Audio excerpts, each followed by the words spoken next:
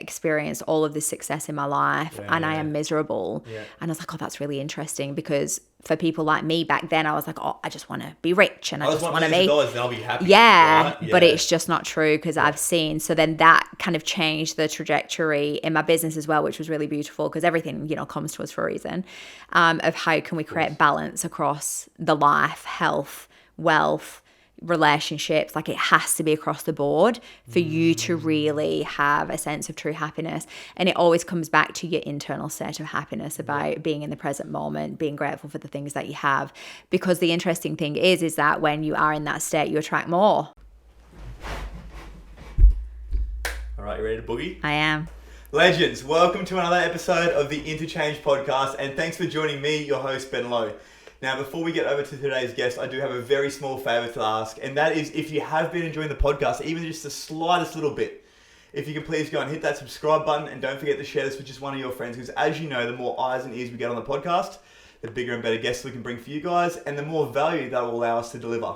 But over to today's guest, we have Laura Corcoran on, who has a background in clinical psychology, but after realizing that the system was set up to actually keep people stuck in the system, has walked away from that and is now helping men and women to discover their true purpose and helping them to live into it. So, Laura, thank you so much for coming. Did we get it right? We did you good. Killed it. That was off the cuff, by the way. We were sitting here beforehand just going, all right, we're going to say this and we're going to say that. I was like, fuck it, let's just run it. So anyways, back to you. That was great. That was so good. Thank you. I'm really excited to be here with you. I'm pumped to have you here. Yeah. So, obviously, this is a big thing that I guess a lot of, you could really call it a battle between coaches and psychologists. It's almost like a dick measuring contest where they're just like, I've got the paperwork, so, I hold the power here. Or you've got the coaches that are like, well, no, it doesn't really work like that. It actually comes back down to the knowledge and obviously what we're doing for the people, right? Yeah. And so by the sounds of things, that was sort of something that you came to the realization of, was that the system, I guess, around, your traditional talk therapies and traditional psychology is really set up to keep people stuck and keep them in the system. Yeah. Absolutely. Can we talk a bit more into that? Yeah, I'd love to. I'd love to hear your views around that, and also, I guess, what sort of led you to having that discovery? Because obviously you were in the industry yourself. Yeah. It's a great question. And I guess, just a preface, talk therapy is amazing. It's a place where people can be seen and heard for the first time ever, maybe, to be validated. But it's not the only thing that works. So you need to be having talk therapy plus multiple other things, like holistically. I think that's something that a lot of people miss out on. They don't understand that it's just a part of a bigger picture, right? Absolutely. And it's just a small piece of the puzzle. Yeah. Yeah. So what often happens is, you go into talk therapy and you feel heard and you feel seen for the first time. And then also you create a codependency on this person. It's almost like, we look for that validation that we never got from mum and dad. And then all of a sudden this therapist or our partners become mum and dad, who are validating in our pain, in our wounds, in our victim consciousness. And then that becomes a cycle. So I remember one of the things, and I remember it really clearly. I was sitting there. To be fair, like even at uni, intuitively, I would question a lot. So you sort of always, have that innate intelligence within you just to go, hey, is this actually right? Yeah. Because from the textbook, it's like A, plus A, this is what it works out to. It's exactly has to be the way the textbook teaches it, right? Yeah, and fits everyone in a box. And I think this was something going back to my childhood. I've never fit in a box. Like, I've been the rebellious one, the one that challenges everything, the one that questions everything. And I made myself wrong for that for a long time, which was part of my pre-programming that I had to work through. So I kept myself small, and even though I'd have these questions, I would never say them outwardly. So is that something you struggled with through childhood, was actually speaking up and having your own voice? Yeah, absolutely, yeah. Was that due to your upbringing, I guess, the environment that you grew up in, or did you have a good relationship with your parents?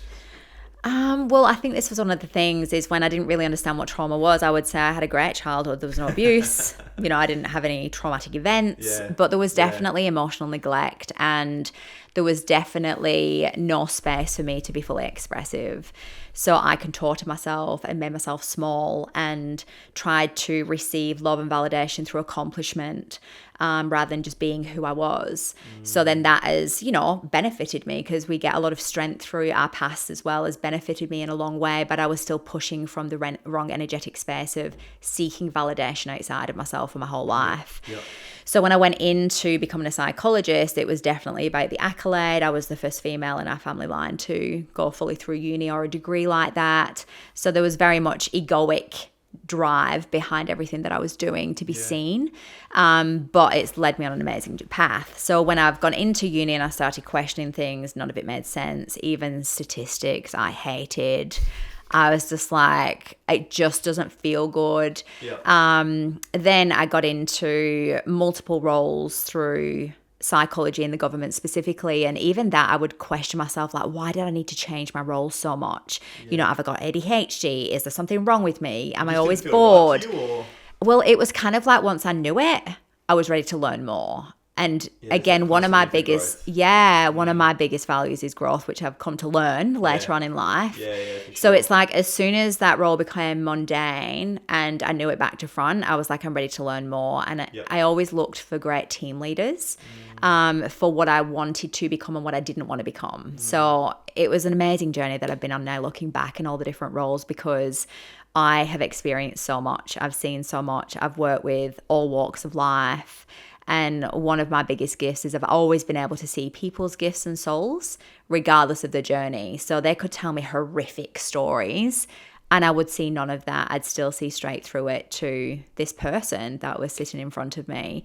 And that's benefited me in numerous ways, specifically in prisons. I had a lot of respect from the prisoners. They tried to manipulate me and tried to get medication. Of course you do. But I would see it. Yeah, I would see it for what it was. I wouldn't be like, oh, they're trying to manipulate me. It's survival at the end of the day. The system. Yeah. The system's going to fuck you. You got to fuck the system. Right? Yeah. That was the mentality. Yeah. So because I was just really transparent. We had a bit of humor between the two of us. They just knew they couldn't get past me. So then that created a lot of respect. Of course. Well, that's the thing. Yeah. They'll push back, right? And so they'll push, and if you push back, then straight away it's like, okay, she's cool. Yeah. It's like that bit of mutual respect for one another. Yeah, absolutely. Which then got them to open up to me, that respect that they had, they trusted me. So I would help a lot of them, because again, there was a lot of gaps in the system. And this is when I started to see it in communities first with mental health. I was like, oh my God, we're just ticking boxes. There's no real change happening here for these people that have been diagnosed with severe mental health conditions. And then I went into prisons and then saw the gaps there, and it was kind of like, even though it was classified as a rehabilitation centre. No rehabilitation in jail at all. I know. It is literally, like you were saying, well, talking before, it's set up to fail. Yeah. Yeah. And there's just nothing. There wasn't even therapy sessions that you could give to the prisoners. So by the end of it, it was kind of like a tick and flick, and it was kind of like just a suicide risk assessment to make sure that no one died in prison, and then that had to be all of the news. That's right, because then that looks bad for the government. Absolutely. Yeah. So again, in every position, it was always about the government. It wasn't about the people, and it got disheartening after a while, and I would try and fight, and then I went into addictions, and that was eye-opening. It was a really beautiful experience, because again, it was your generic, what are your triggers? What's a relapse prevention plan? And I was like, oh my God, like, this is killing me. Where's the emotions? Like, are we looking at where this has come from, why they started that? Right. Why aren't we going deeper? Which we would do, like, in my one-on-one sessions. But they just weren't doing that in group therapy. And I was like, it's very surface level. I'd see a lot of the clients coming in and out of the door. And again, it was like I just longed for something better for them. Because I know that we can all have it. If we all have that, and you could see the desperation and the willingness to change, but there just was no resources for that. There was no support, right? No. There was nothing that actually helped them to do that, because it's like trying to give someone, a pen and saying, write your name, but you've got no idea about the alphabet. Yeah. They've literally got no knowledge, because all they know, this is something that I struggled with, was coming out of prison. Yeah. I didn't know how to have a conversation like you and I are having now. Yeah. I couldn't articulate myself. I could only talk about drugs. I could only talk about doing crime. I could tell you about the latest and greatest cars that got stolen last weekend, but I couldn't tell you, about what was going on in the world, or I couldn't have a conversation with you around normal worldly things. I didn't have any relatability. Yeah, of course. And that's there. Like, communication is a basic point of connection for every human being. Yeah. And so I felt lost. Yeah. Right. And so many men come out, they do that. They try to go straight. They try to look, to get on the right path, but they can't get a fucking job because they've got no resume. You know what I mean? don't know how to go and open a bank account because they've always had cash. Yeah, the These limited basic life things skills. that we all take Yeah. for granted that are basic life skills are things that are really hard to all these people that Of are actually course. coming in and out of jail because they're systemized, they're institutionalized. Mm-hmm. You know, and that Yeah. was a big thing. So there is a huge gap there, absolutely huge gap. Yeah, and I think the sad thing is as well is like once you're given a label or once you're seen in a particular eye for your crimes or whatever you've been through, there's not much support. There's like so much jadedness. And I guess that's what made me different. Maybe I wasn't in the system long enough to become jaded. I don't know. But I've definitely not been one willing to settle. But I was like, well, these people just need help. Like, where we're helping them. I'd see the gaps in the continuity of care from prison to community or from mental health units to community. So one of the things that I did really well when I was in the prison system is I bridged the gap and got people into rehabs, which was unheard of. Yeah. You know, I was like, well, you just put him back into the environment. There's no support. There's limited resources available. So at least if I can give them a segue into rehab, then halfway house, you're like literally just integrating them. Steps, yeah. right? Rather than just going from jail where they've had no channel. The thing is, obviously, there's drugs in jail, and people are like there's more drugs in jail than there is on the streets, which is a lot of shit. Yeah. They're so hard to get, and like the thing is, if you want to find them, you'll find them. Yeah. But when you're in jail, you've got all the triggers removed. Okay? Absolutely. Most of anyway. You know, you've been taken out of the environment, and so a lot of people are like, well, if he's been clean for a year, how come he got out and started using again? Yeah. Because of the stress, because of fucking the bills, because of the finding out your missus were cheating on you while you're in jail, all the stuff that you didn't have while you're in there. Then all of a sudden you've got this stress, which is pretty much the number one trigger for most people with addiction is not being able to cope with what's going on in the real world. Yeah, well, that's right. And it's like, it's even when you're talking about the stresses, it's even like going back to the place where you were using is a trigger. Oh, hugely. Going back to your parents who are massive triggers or, just your environment you were brought up in, like subconsciously. You're not walking in and going, oh, that's triggering me. That's triggering me. You get a smell and all of a sudden you get the thought about going and getting on. Yeah. Your phone rings and it's one of the boys you used to party with. Yeah. It's just, they're everywhere. Yeah, and none of that is worked on, unfortunately, in prison, or not when I was working there anyway. So I started to try and bridge the gap. And then when I went into addictions, I tried to change it there as well and started to create more of like a DBT-based program for people with addictions. Yeah, rather than just dialectical behavioural therapy. So it's actually looking at regulating emotions. Yeah. So it's normally used for people that are highly suicidal, people who have been diagnosed with borderline personality disorder, just very dysregulated. Yeah, but if you think about it, it's the same. People who have an addiction, it's a high dysregulation. I can't deal with my emotions. I need to get on to fix, to regulate. It's the same thing. So, but we were talking about years then of changing that. So I started that, but then I moved again. Because this is what I do. I kind of like leave a footprint and I move. I leave a footprint and I move. And then it was into the mental health units then. And just in every particular role, there was just a cycle of people coming in, out. And just realizing like how many years I would have to fight the system to create the change that I knew was available for people. In EDs was the same as well. And it was the stories that I heard. It was all childhood. All of it. So then I just started to get curious, like what's childhood, like what is the stuff about childhood, like what is trauma. So then I went down the big road of trauma and Bessel van der Kolk and Peter Levine and understanding energy and how it gets stored in the body, and became a breathwork practitioner, became a Reiki practitioner, became an EFT did all of it.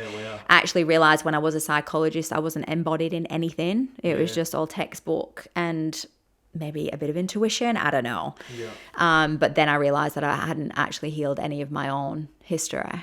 It's funny how this story sort of takes place for a lot of I guess clinicians and a lot of people that I talk to with their coaches. It's like, I got to where I am because of my own story, but that's the best way to teach, right? It's the best place to teach from as well. Lived experience, because as a psychologist, a lot of people are reading from a textbook. They haven't sat there, they haven't been the junkie with a needle hanging out of his arm, or the alcoholic that can't stop drinking and is literally drinking methylated spirits out of a bottle. Yeah. They haven't been there. They don't understand it. No. They can read the literature on it, but there's no relatability, and they wonder why people aren't able to open up or actually able to trust them to lead them on that journey. Yeah, well, in saying that, I actually went to when I was at uni, one of the lecturers gave amazing advice, and she said we all have our own issues, so I encourage you to go get your own psychologist. Yeah.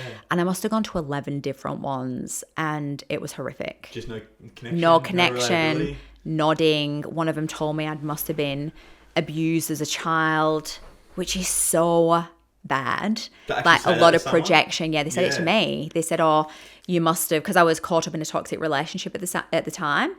But even that is a reflection of ourselves. But they were saying you must have been abused when you were younger. And I was like, my dad never abused my mom. Like there was... Sorry, come again? Yeah, it was... So then you kind of walk out and you're like, was I abused? You start to wonder because their projections, because again, they haven't worked on their own stuff. They can't be neutral in that environment. They're bringing their projections in. It's like that fixer rescuer sort of archetype where I can't fix myself, but I'll fix other people to distract myself from doing the things I need to do for myself because it's fucking uncomfortable work. So uncomfortable. Like to sit there in silence with someone while they're going through an emotion. If you cannot deal with your own emotions, you will fill them gaps when all they need to do is feel. And that would have been me. I would have been like very wordy, very fill in the gaps. Like it was all about, again, ego. I'll show you what I know and what I'm right about this situation unconsciously, but it was all about I know a lot and I can tell you how much I know instead of actually being like, just shut your mouth for a moment, Laura. You care instead of There's lots of saying. It's like no one cares how much you know until you show how much until they know how much you care. Yeah. Right, which is so true. Yeah. Especially in this kind of work, it's about holding space but being able to do so in a safe way. Yeah. Right? Yeah. So I was on the mental health units and I was questioning psychiatrists. I was asking them why they'd changed medications 2 days after they diagnosed with someone with something else. I was probably a pain in the ass, really, but I had a lot of respect. I think a lot of people knew, what I was saying was correct, and the clinical directors really admired me. And I would complain about the gaps in the system and why. I remember one time I had to refer someone, but I had to refer them through there was like 6 steps. And I was like, and maybe there was an element of control, but I was like, okay, well, how do I know my client is getting to that 6th step if I'm not doing it myself?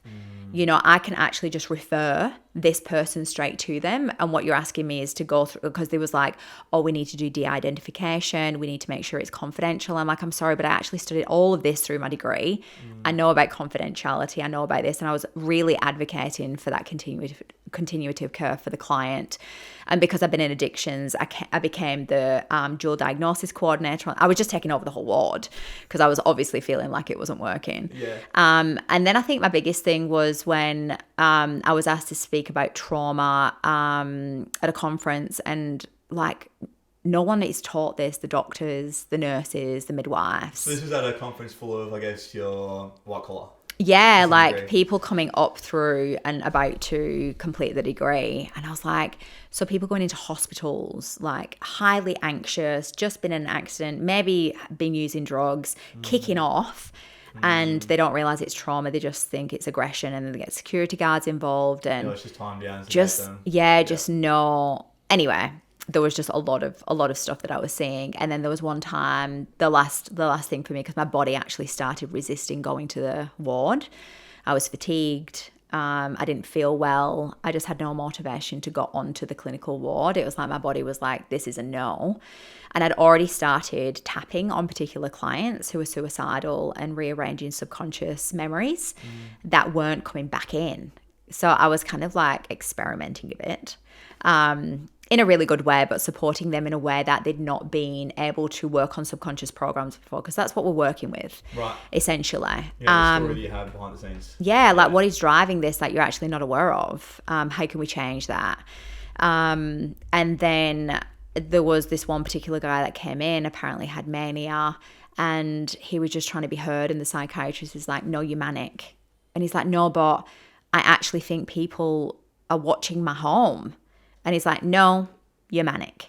And I was just like, oh my God. Like he can't even be heard in this situation. Like he's terrified. All of that is rushing through his body, which is making him more, delusional maybe. And now he's starting to feel like maybe he's even crazier. Yeah, just so much judgment. So I was like, I'm out. And that was when I left and was like, I want to empower people. I want to get people off medication. I want to de-diagnose people because we're not the label. We actually become the label. That's right. If you get told you've got ADHD, you start to identify with that. I was never actually fully diagnosed, but I went and I got told to go to see a psychologist or a psychiatrist about being diagnosed for ADHD because I showed symptoms of that. Yeah. And I started telling people that I've got ADHD. Yeah. Do you know what I mean? I wore it like a badge. Yeah, of course. I was like, and I really only realised this like probably about 6 months ago, 5 months ago. I'm like, I'm actually doing this thing. Yeah. I just stopped doing it. I'm like, why? Yeah. Am I looking for validation? Yeah. this is what's wrong with me. It's not that I'm crazy. It's I've got ADHD in a roundabout way. I've got an excuse. But it's the same with people who get depression or anxiety. Like they then become that. They stay home. They isolate. Oh, it's because I'm depressed. It's because, that's right. They identify with the thing they've been told that they have. Yeah. And it's not saying that your feelings and what the symptoms aren't true, because they are. You do feel really low. You don't want to socialize. But then when you're given this label and you're kind of encouraged to, well, this is a symptom, this is why you feel that, but there's no encouragement on the other side of that. I was just like, I'm just not here for this. Prophecy, right? Absolutely is what it is.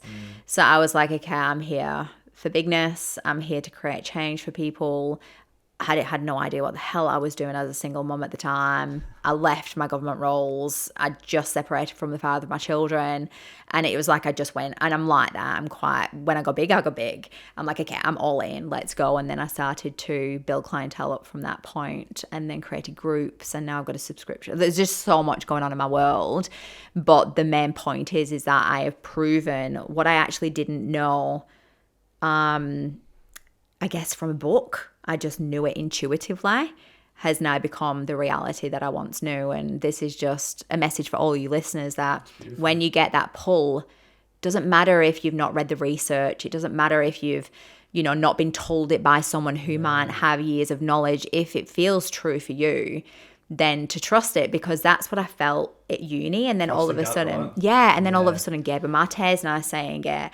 I heard someone else say it the other day, and I was like, oh my God. Oh, no, it was this guy who was being interviewed by Theo Von. Do you watch him? I watched a little bit of his stuff. Oh, he's amazing. And he was interviewing this man who was like I don't know if he's a psychologist, a psychiatrist, and he started creating treatment facilities for people who are addicted to substances. But it was about trauma and body and emotions. And I was like, oh my God, this is the stuff that I knew back then. And I didn't, this is what I was saying they needed in rehabilitation centers.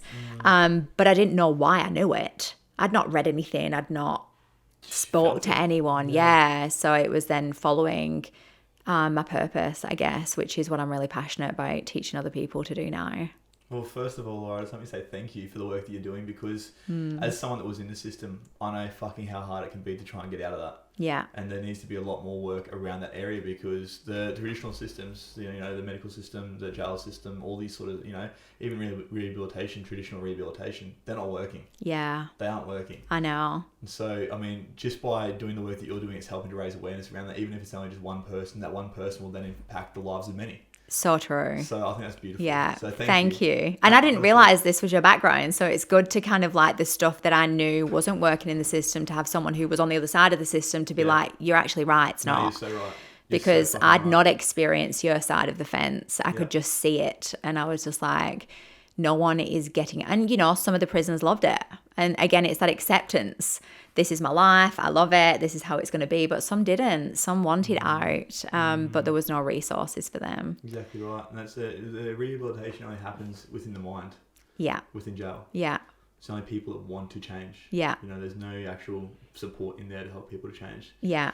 But I guess the big thing here is, and what you brought up a couple of times there, was childhood, and how all these things, all these traumas that people have, they tie back to childhood. And I think something else that I heard you say on one of your podcasts is like the generations of trauma that get passed down the lines. Mm-hmm. And then obviously we're just showing up as this version of our parents, right? It's just like this, we're not even ourselves. And this is something that me and Drew, actually, who referred us, or put us together, spoke into a little bit, was about helping people to discover their authentic self and helping them to like get really clear on their true purpose, because there's so many people walking around in life fucking miserable.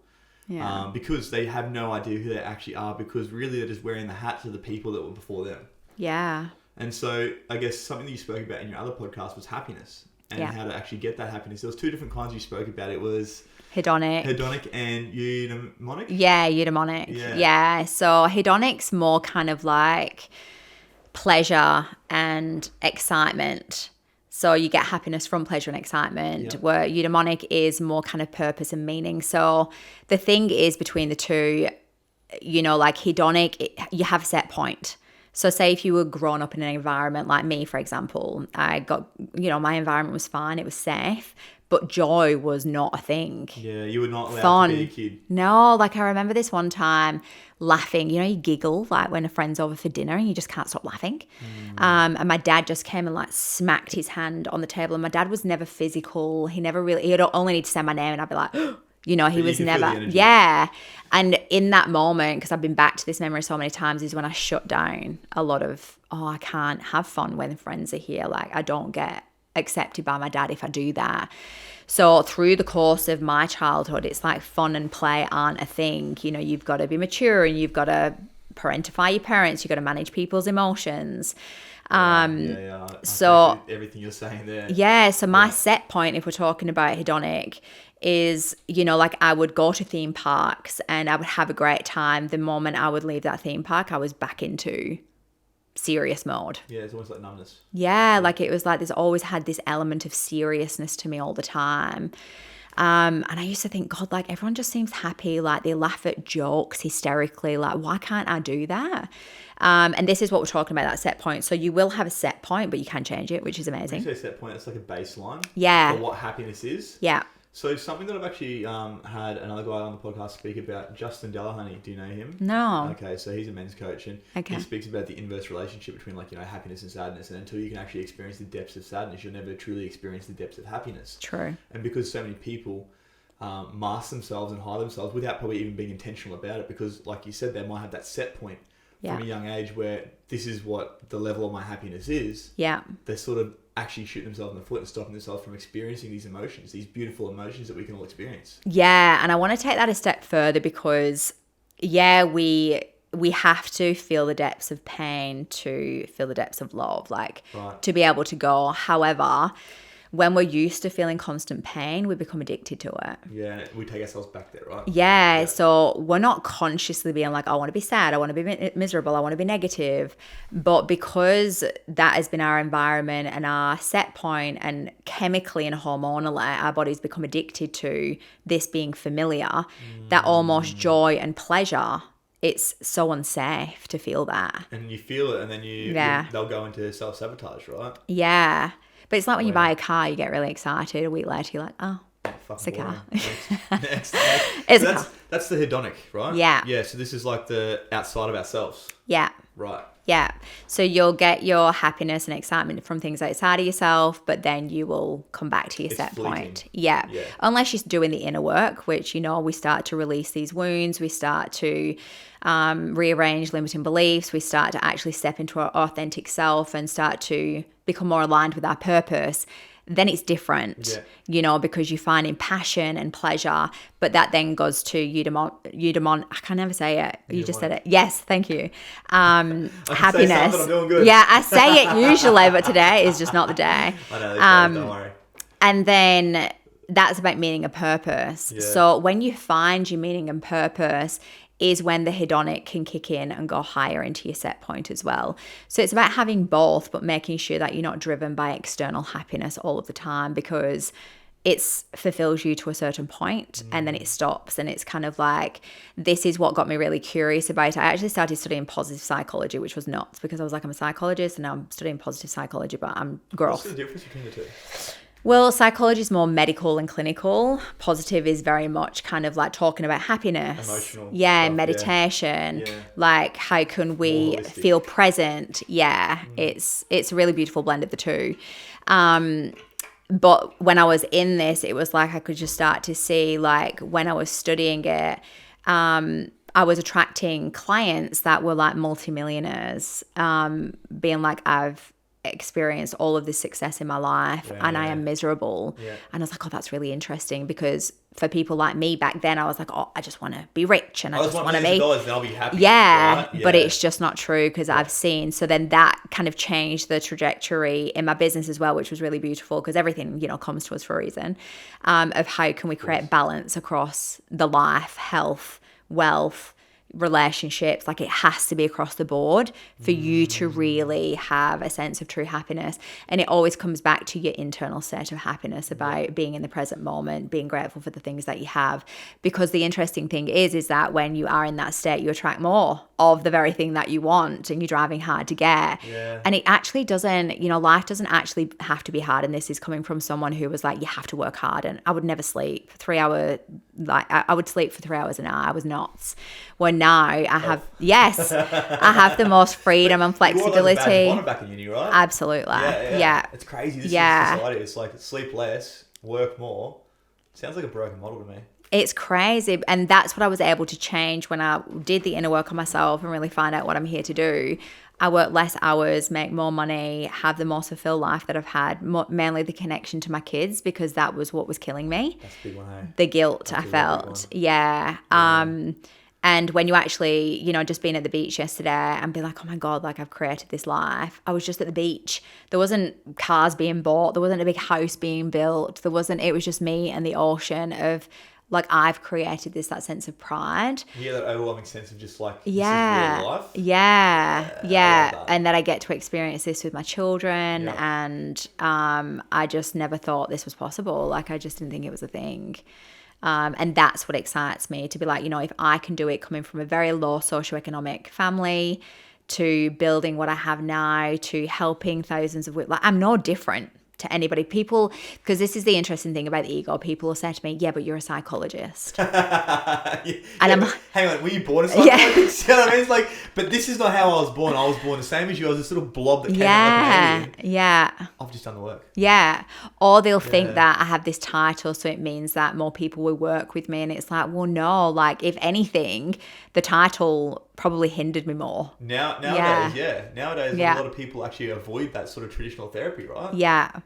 So it's kind of like that moment, and I reflect quite often. I don't think people do it as much, that, if I can do this, like anyone can, but it just takes willingness. Like you said, it takes the willingness to follow that feeling of there's more for me and not being so afraid to explore that and get curious about it. Yeah, I think a lot of this with people, and especially with the people I work with, like actually stepping outside the bounds of what they're doing or what they've known as being familiar, is that fear of failure. And we've all got this, I guess, embedded fear in us, but really failure is only a thing if you allow yourself to give up. Yeah. Right? And so, I mean, if you can overcome that fear of failure, like I guess you said that you sort of didn't really let it get to you. No. Really anything is possible. Yeah. Because like so many people say to you, but you're a psychologist. That's not actually who you are. No. That's just what you've done in the past. Yeah, but it's like, oh, you've achieved that because you've got that title. It's easy for you. And it's like, I still had to show up on Instagram. I still had to put all these programs together in the background. I still had to show up in spaces and network and connect with people. Like, that's not because I'm a psychologist. That's because, the other 90% happens behind the scenes, right? But even for anyone, saying, right? People are praised in public for the things they practice in silence for years. Yeah, absolutely. And it's kind of like getting curious about if you are one of them people, because I definitely was one of them and still do when I'm reaching a ceiling, like I can't do that. That's just way too big for me. It's that inner voice that comes in, but that's the part of your resistance, the part of the ego, well, that wants to keep you small from avoiding the emotions that you felt when you were younger. But the thing is that's your gateway to your purpose. That's the gateway to your freedom, which is what we're all longing for, really. It's like that fork in the road, right? That I can't do it. It's like, how can I shift that to I can? Find the evidence against that story that you were telling yourself. And if we can actually dive into that, is more the stories that we do pick up from childhood and how, I guess, how you would help people to overcome those, because this is something that I feel, well, for a lot of people I work with and also for myself, is something that I've really struggled with in the past and still do struggle with to some degree. Yeah. But I guess because of all the times that I have had that I can't story come up and I've been able to overcome it, I can now draw on that evidence. Yeah. Because I've done it in the past. I remember when this came up last time, but hey, I actually ended up doing the thing, and the less that I procrastinated, that self-sabotaging behavior, the more I actually got done. Funny that. Yeah. But for people that are out there with these limiting beliefs, whether it's I'm not good enough, I can't do this, I'm never going to be successful, it's good for you but not good enough for me, like the imposter syndrome that might be coming up or whatever it is, what would be the advice you'd give to them to start to work through that? Oh God, that's a great question. Because normally I kind of like, they come to me with the story, and it's like for some reason I can hear stuff in the story, and it's like I can pull it apart. The story sort of thing, yeah, not really the story of the past, but the story of what the challenge with now, because that reflects the past. So I never really go into childhood stuff, like unless there is a reason for it and I've got to hold safety for that.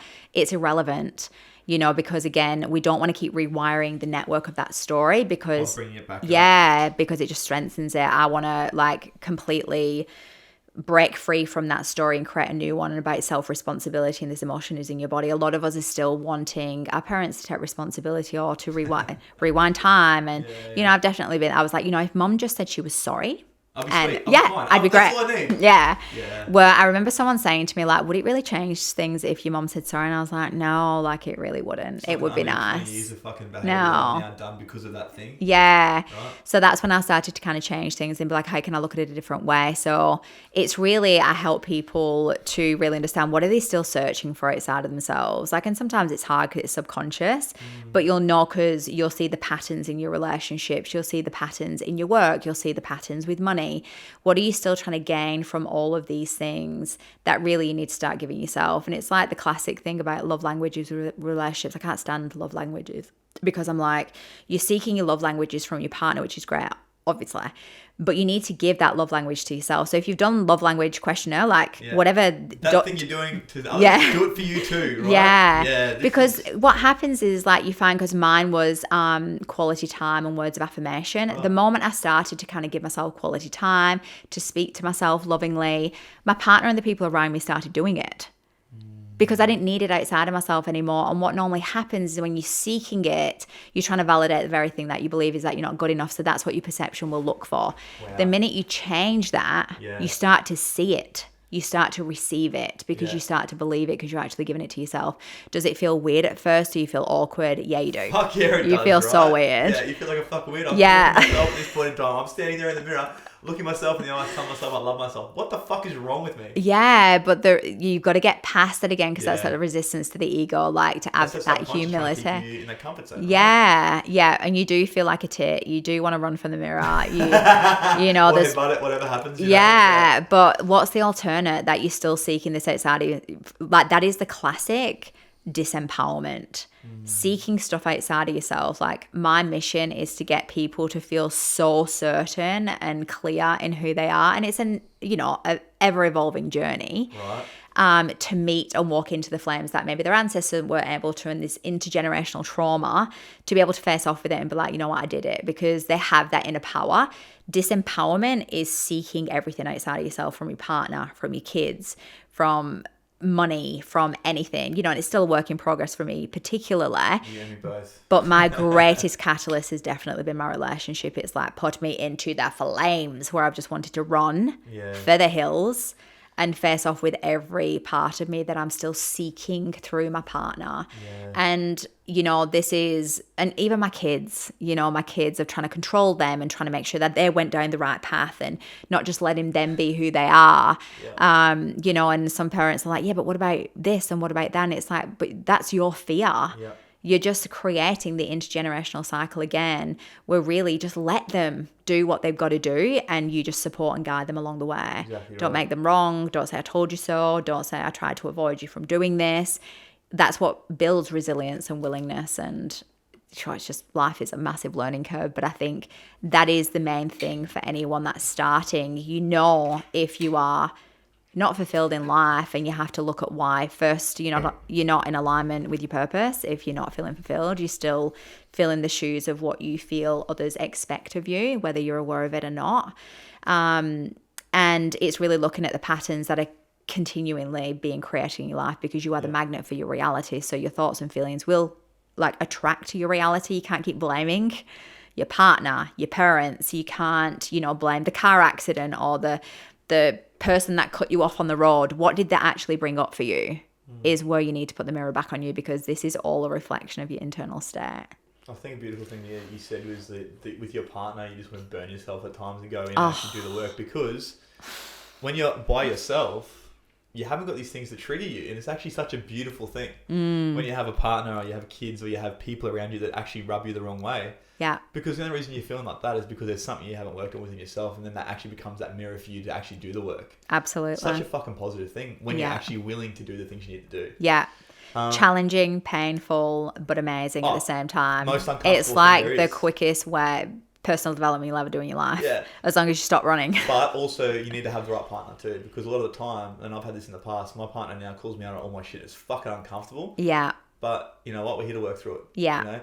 But in the past, I've had partners that will just argue. Yeah. And there's no reflection of actually what's going on and not actually calling me out on my shit or me calling her out on her shit. Yeah. It's actually about having the right partner. Yeah. But kids, on the other hand. Yeah. Kids, on the other hand, are a little fucking spitting image of us. They are, right? So true. And they show you all the things that you wish that you had or that you wish you needed. Yeah. So you can give that to them. Yeah. Or they'll confront you in ways that you weren't, like the things you didn't have. For example, freedom to express yourself and have a voice. I would try and shut my kids down because I didn't have one. I know Like, that feeling. just don't challenge me. Who do you think you're talking to? Like, go to your room if you're gonna whatever. Do as I say, not what I do. Yeah. And then it was like, I obviously became aware of myself and then stopped doing that. More so because there's quite a big age gap between my daughter and my son. But even that has been beautiful for mine and my daughter's relationship because she's like, you treat Lockie so differently to how you treated me.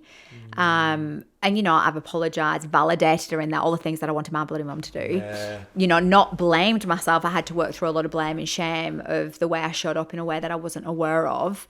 But we've just got the most beautiful connection now because she can speak to me about anything because she feels safe to, even if it might upset me, because I don't want her to feel like she ever needs to manage my emotions and then have to unravel all the crap like I did in my 30s and 40s, you know? Yeah, for sure. Now, something that you mentioned earlier, I think this is when we're talking about the happiness side. I think we got off on a bit of a tangent. Oh, yeah. Was the baseline and obviously being able to increase the baseline. Yeah. I think this is actually something I'd definitely like to touch on because for me, I do know that I still somewhat chase my happiness. Was it harmonically? Hedonic. Hedonically. I'm talking about harmonicas and shit. Anyways, hedonically, and obviously we want to have that eudaimonic. Is that right? I got it right. Yeah. That's the more tricky word that you keep getting. Yeah. So the eudaimonic obviously coming from internally. Mm-hmm. So how do we actually start to raise that internal baseline or that set point for our internal happiness? Because for someone that might have had a lot of trauma, you know, and then obviously had a very emotionally damaging childhood, they won't know how to experience that to start with. Yeah. Well, a big one is obviously starting to work with your central nervous system and starting to be okay with boredom, I guess, is the word. Boredom's a trigger for a lot of people, right? Yeah. Because it makes them sit with self and actually feel the shit they need to feel. Yeah. Yeah. So that's the biggest thing. Obviously, if you do have a lot of trauma, you've not really worked with your body, you don't know about the central nervous system, I wouldn't encourage you to lock yourself in a room for an hour just to be with yourself. You know, that could be really re-traumatizing. So you need to be getting support or working with someone or at least have a supportive partner that can make you feel safe in particular environments, because what we're trying to do is create safety in the body. But if you're open to it, it's just like each day, sit with yourself for a couple of minutes, build it up over time. That's that stretching the set point. So you're going to be resistant. You're going to be bored. You're going to just not like it. Your inner child is going to be like, what the fuck are you doing? Yeah. Like, we don't do this. We're busy. We're distracted. We don't sit with ourselves, or we don't build a relationship. And it's up to you to be like, well, no, like, I need to be okay with myself, in my skin, with my body, and doing things that aren't always creating that high is what you want to do. Yeah, because when you're creating that high, it's like if you're looking for it externally, the more of that you get, the more of that you need. Yeah. I'm a skydiver, so I understand this whole idea. And we spend our whole entire skydiving career chasing that first skydive again. Yeah. Chasing that first drug hit again. Chasing that first time you got pissed with the boys or whatever it might be. Yeah. When you're chasing it externally, it's never enough. Yeah. So I would encourage someone like how you were talking about how you do yoga. That sounds completely the opposite to what your central nervous system wants. Yep, you're not wrong. That's why I love it. Yeah. So then, and I can imagine at the beginning, it was really uncomfortable for you. It was kind of like, oh my God, I can't do this. You know, like, it's uncomfortable. People like looking at me funny. Yeah, your mind's going. What the fuck? I talked myself out of it for like 2 months. Yeah. I was going to be alone. Subconsciously, I knew I'd be sitting in that room and it'd be me, myself, and my thoughts. Yeah. And that's what people are afraid of, you know, their stories of the past, basically, the voice of the parents. So I can imagine if you go back to and reflect to when you resisted yoga for those 2 months to what you're doing now, I can imagine your set point, you're actually okay with stillness a lot more and calmness a lot more and being with yourself a lot more than you were back then. And that's you increasing the set point and actually being okay. It's not that. I think a lot of people think, oh, if people are excited and they're, outwardly expressing it, that's what you need to be feeling. No, that's a lot of ego is actually bravado and outwardly expressing bigness and having to be the loudest in the room. Right? Yeah. It doesn't have to be that. Like confidence and self-love and excitement or happiness can come from this really, it's you see it. You notice when a guy or a woman is confident. It's like this, it's just like, you're just like, oh, I need to know about them. Like, what are they doing? So it doesn't, these emotions don't have to look big. You can still be excited and not have to be like flapping your arms around the room, but I think because our excitement and our judgment of what excitement looks like, it's like, oh, maybe we're not excited. But it's like, well, maybe you are, but you just express it internally and you feel it more on a visceral level rather than have to outwardly express it. And it doesn't matter if you do, if you're one of those amazing, expressive people, that's beautiful, and embrace that about yourself as well. Yeah. But it's just, don't judge yourself if you're not like that. Me and my partner are completely different. He'll be like, he's outwardly expressive. I'm like, can feel excitement and you won't even know. And he's like, are you excited? You're about to run a retreat. You're excited? You're about to do a podcast? I'm like, yeah. I'm like, I can't wait. You're my partner, and he's, get along. yeah. And he's like, more like your partner, you don't look excited. Right, but I feel it. Yeah. But again, I think that again has been about me not knowing how to express excitement and joy and pleasure from when I was younger. Of course. But also knowing that I know when I'm feeling it. It's not something that I need to express, where I love that about my partner because he's probably brought more of that out in me, where I, like in a child, like you can express yourself in silly ways, like don't take yourself too seriously. Because I remember I used to judge him hardcore for, I'm like, God, he's so immature. Like he needs to grow up like 50 years before I can even take him serious. Where now it's what I love about him because I was so confronted by his expressiveness and excitement for life. He'll eat food and he'll just make noises because he loves eating food. And I'm just like, oh my God, what is wrong with him? That's me too. I'm like, why is he so excited? And you're painting your face with the ribs and all the meat's hanging off everywhere and people are like embarrassed by it. It's like, I'm just being a kid. I'm enjoying it. This is another way to eat ribs. Yeah, he gets excited about things that wouldn't excite me, but then he's made me reflect on why don't I get excited about those things. But again, it's, for anyone listening, you don't have to be overly exerting excitement. You can still feel it internally, but it's coming back to, again, that presence and happiness is an internal state. So it's being okay with building that relationship with yourself, and it's taking it slowly, especially if you've had trauma, you don't feel safe in your body. It's the last place you want to be. It's like your own prison cell. Yeah, cool. So it's kind of like get yourself around a community, get yourself around people you feel safe with, get people around that, validate you. Because the thing that I do with my clients, it's like I hear them, I validate them. I don't let them sit in it though. I hold them to a higher standard. I trigger the fuck out of my clients because it's like, I love you that much that we're not talking about this anymore. We're moving to the next phase, like we've been talking about this now 50 times. I know it's not serving you, and that's why I love you that much, that you don't deserve to keep sitting through that pain, through that story. So I'll rearrange it and help them in a different way. And then eventually they get it. Once they're through it, they feel it, they get it. And they're like, oh my God, thank you so much for holding me through that. And sometimes that's hard, to be on the other side of that seat and be like, you're probably going to hate me for holding you to this, but I'm going there with you anyway because I care. It's not always love and rainbows and butterflies. It's like, this is where I see you and you're not seeing yourself there, so I'm going to hold you to it until you can believe it yourself. And it's just changed so many people's lives, and it's having that courage, I guess, to highlight people's shadows when they're not willing to see them. Yeah, well, I think that's the big thing, right, is actually having the courage to sit with that shit.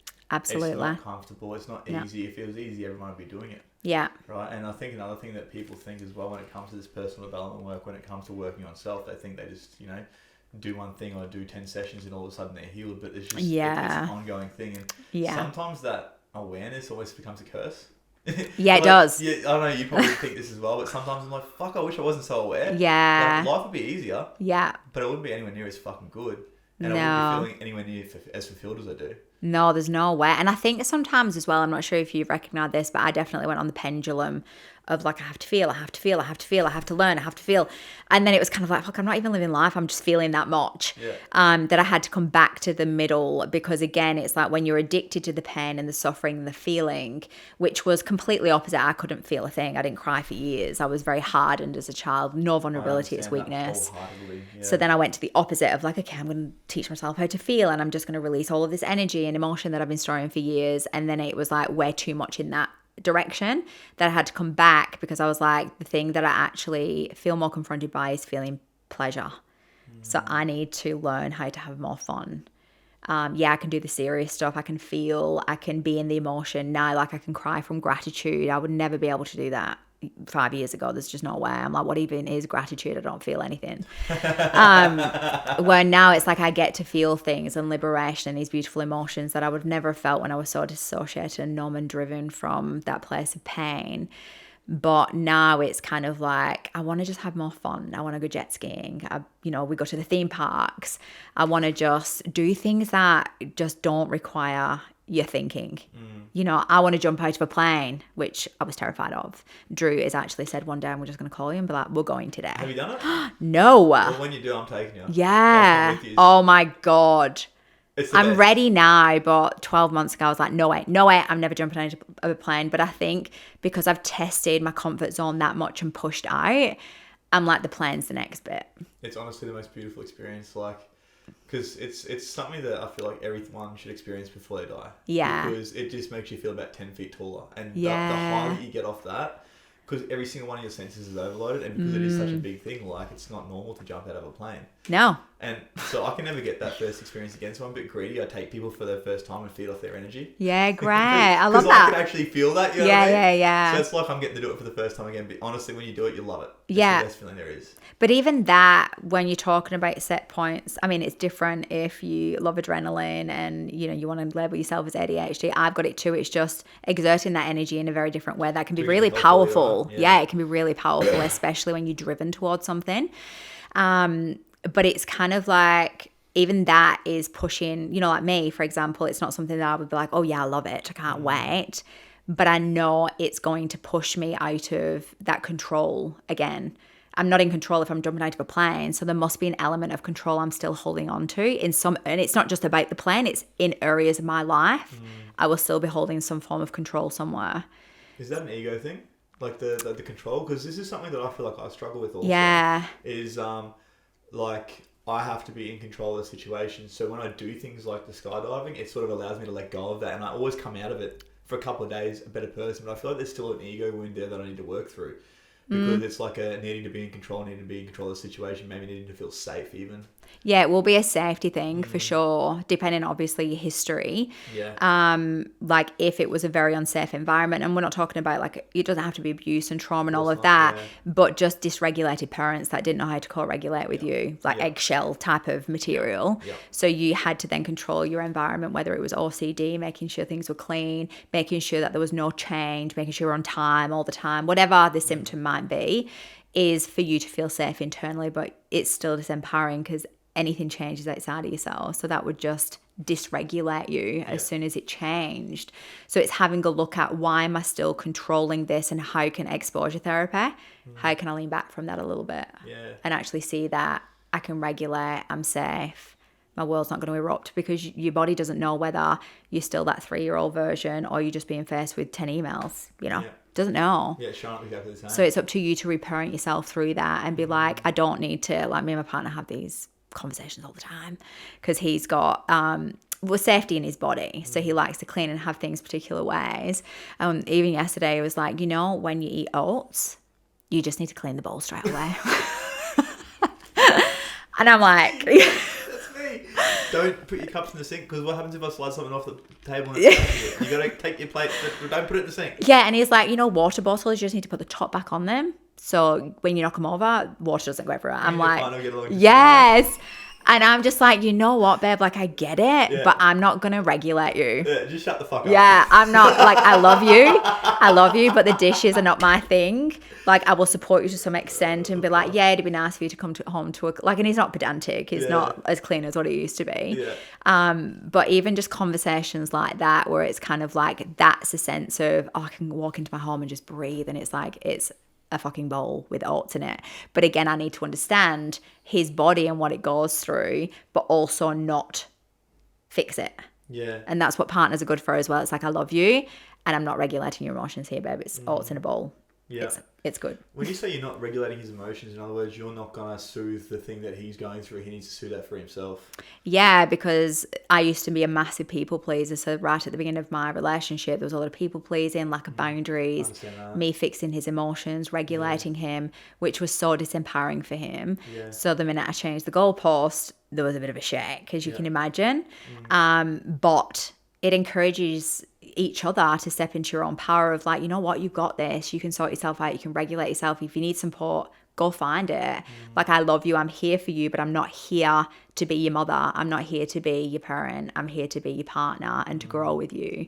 So there's a lot of stretching in many different ways in relationships, but it's when you recognize it, because I was just getting frustrated. I was like, I do everything for him. Yeah. Like, I'm getting annoyed. Like, he's not even appreciating me.